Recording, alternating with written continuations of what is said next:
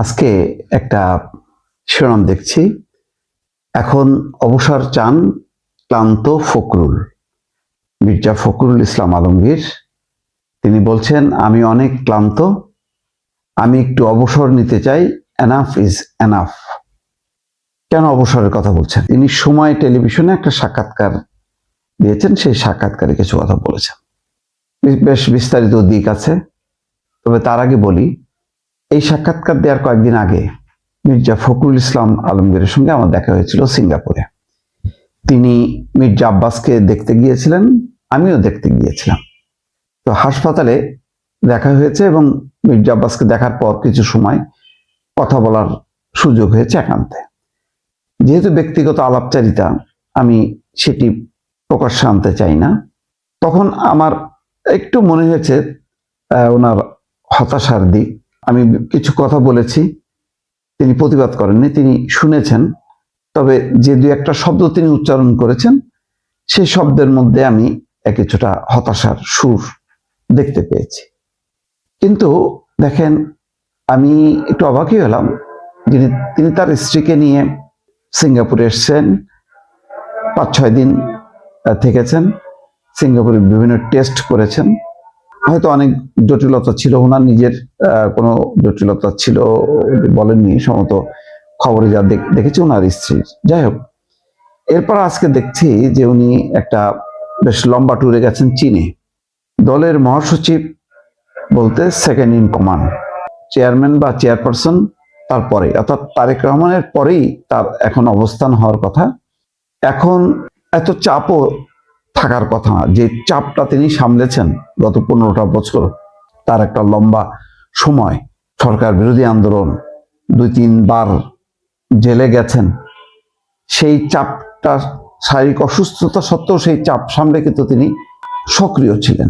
এখন অনেকটা সরকারি দল, তার উপর তো তেমন চাপ নেই, কেন এখন ক্লান্ত বুঝতে পারছি না। নিশ্চয়ই মানে তার শারীরিক অবস্থাটা তিনি নিজে জানেন, তার দল আরও ভালো করে জানেন।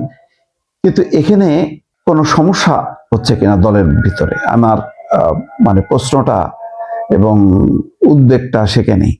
এখানে সিনিয়র জুনিয়র এরকম কোনো ব্যবধান তৈরি হলো কিনা, আবার তারেক রহমানকে ঘিরে একটা বলয়, তার বাইরে ছিটকে পড়া আর একটা বলয়, তার একটা দ্বন্দ্ব সংঘাত ভেতরে ভেতরে তৈরি হচ্ছে কিনা, যার কারণেই এই ক্লান্তি বা অবসর নেয়ার চিন্তা মির্জা ফখরুল ইসলাম আলমগীরের, এটা হলো কিনা এটা আমি এখনো পরিষ্কার না।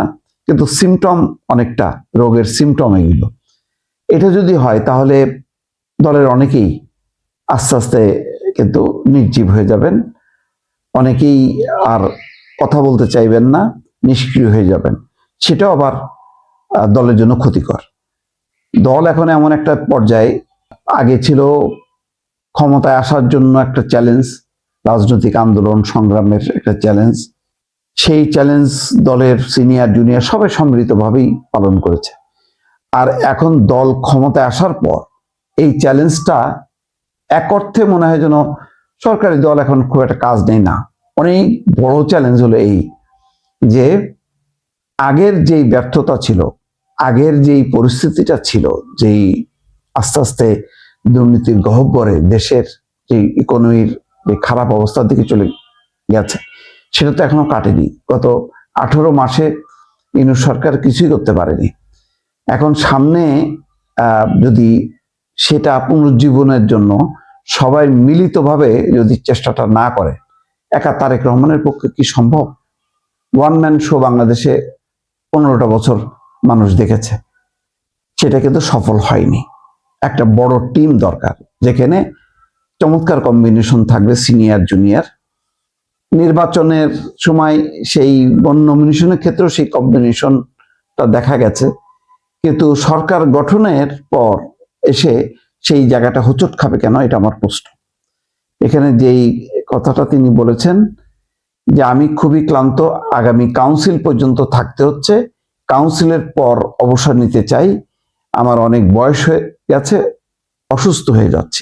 কথাগুলো সবই ঠিক আছে, কিন্তু সেটা হতাশা থেকে নাকি সত্যি সত্যি, এটা আমার নিয়ে আমার কৌতূহল আছে। তিনি বলছেন এই ধরনের প্রত্যাশা আমার কখনোই ছিল না, মানে রাষ্ট্রপতি হওয়ার আকাঙ্ক্ষা আছে কিনা। আমি এ পর্যন্ত যেখানে এসেছি এটা আমার ভাগ্য নিয়ে এসছে, আমার কাজটা ছিল, কিন্তু আমি আমার আকাঙ্ক্ষা এখানে নিয়ে এসছি বলে মনে করি না।